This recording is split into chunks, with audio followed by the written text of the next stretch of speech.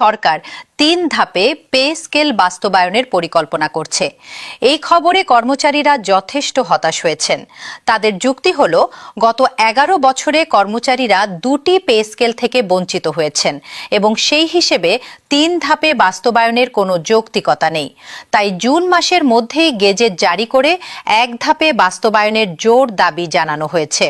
পাশাপাশি জানুয়ারি মাস থেকে pay scale কার্যকর করার এবং বাজেটে প্রয়োজনীয় বরাদ্দ রাখার দাবিও তোলা হয়েছে। সংগঠনগুলোর পক্ষ থেকে হুঁশিয়ারি দেওয়া হয়েছে যে প্রয়োজনীয় বরাদ্দ এবং রোডম্যাপ ঘোষণা না হলে দেশের সব পাবলিক বিশ্ববিদ্যালয়ের কর্মচারী সংগঠনকে নিয়ে আরও কঠোর কর্মসূচি ঘোষণা করতে তারা বাধ্য হবেন। পর্ব ৭, সরকারের অবস্থান এবং আর্থিক হিসাব নিকাশ। এখন আসা যাক সরকার এই বিষয়ে আসলে কি ভাবছে তা নিয়ে। প্রাপ্ত তথ্য অনুযায়ী আগামী জুলাই মাস থেকে অর্থাৎ নতুন অর্থ বছরের শুরু থেকে নতুন বেতন কাঠামো কার্যকর হওয়ার একটি জোরালো সম্ভাবনা রয়েছে। কিছু সূত্রে জুন মাসের মধ্যেই গ্যাজেট প্রকাশের প্রস্তুতি চলার কথাও বলা হয়েছে।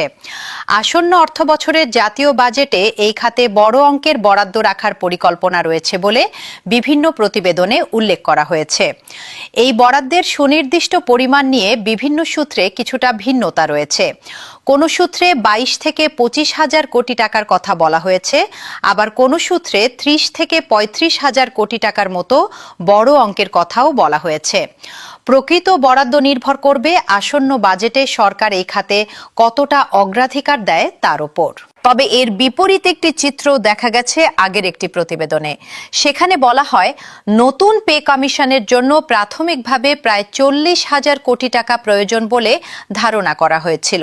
কিন্তু এই অর্থের একটি বড় অংশ অর্থাৎ ৩৯,০৩৮ কোটি টাকা জ্বালানি ভর্তুকি, কৃষি ঋণ মওকুফ এবং ফ্যামিলি কার্ডের মতো অন্যান্য জরুরি খাতে ব্যয়ের সিদ্ধান্ত নেওয়া হয়েছে বলে জানা যায়, যার ফলে সেই সময় পে স্কেল বাস্তবায়নের জন্য পর্যাপ্ত তহবিল না থাকার আশঙ্কা প্রকাশ করা হয়েছিল।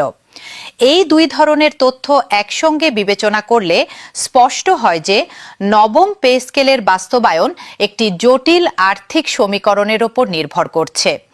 আসন্ন অর্থ বছরের বাজেটের আকার প্রায় ৯,৩৮,০০০ কোটি টাকা বলে জানা যাচ্ছে এবং এই বাজেটের লক্ষ্য হিসেবে সামষ্টিক অর্থনৈতিক স্থিতিশীলতা এবং বৈষম্যহীন উন্নয়নের কথা বলা হয়েছে।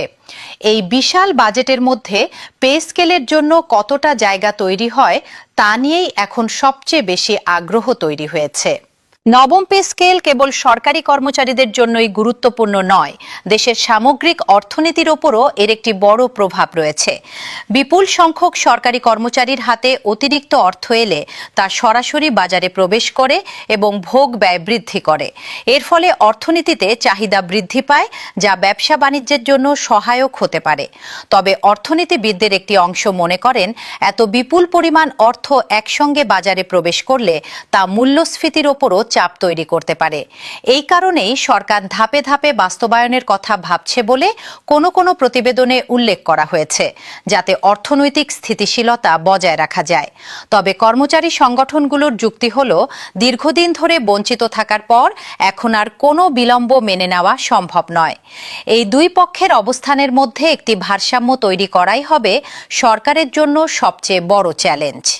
১৯৯৭ সালের জাতীয় বেতন স্কেলে পে ফিক্সেশনের সময় বেতন বৃদ্ধি পেলেও প্রথম বছরে কর্মচারীরা মাত্র ৬০% সুবিধা পেয়েছিলেন।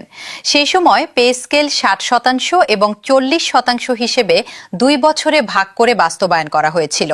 এই অতীত অভিজ্ঞতা থেকেই কর্মচারী সংগঠনগুলো বর্তমানে আশঙ্কা করছে যে নতুন পে স্কেলেও এমন ধাপে ধাপে বাস্তবায়নের পথ বেছে নেওয়া হতে পারে।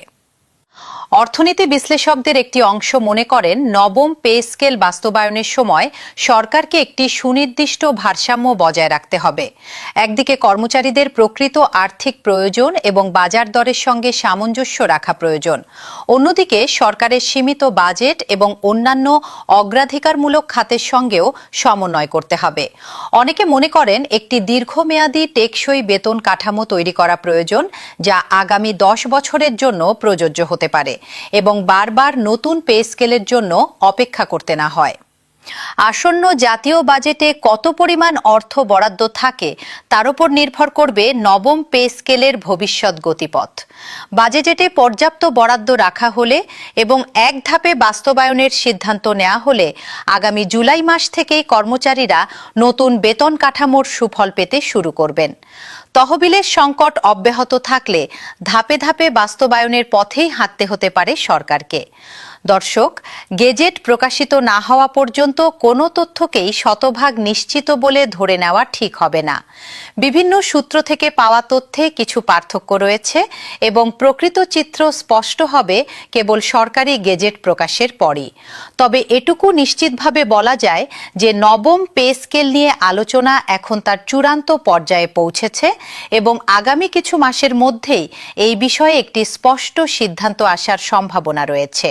কমিশনের প্রতিবেদন, প্রস্তাবিত বেতন বৃদ্ধির হার, গ্রেড ভিত্তিক বিশ্লেষণ, কর্মচারীদের দাবি দাওয়া, আন্দোলনের ধারা, সরকারের আর্থিক জটিলতা এবং বিশেষজ্ঞদের মতামত। এই বিষয়টি কেবল সরকারি কর্মচারীদের জন্যই নয়, দেশের সার্বিক অর্থনীতির জন্যও অত্যন্ত গুরুত্বপূর্ণ। নতুন কোনো তথ্য বা গেজেট প্রকাশিত হলেই আমরা তা আপনাদের সবার আগে জানাবো। দর্শক, আজকের প্রতিবেদন এ পর্যন্তই।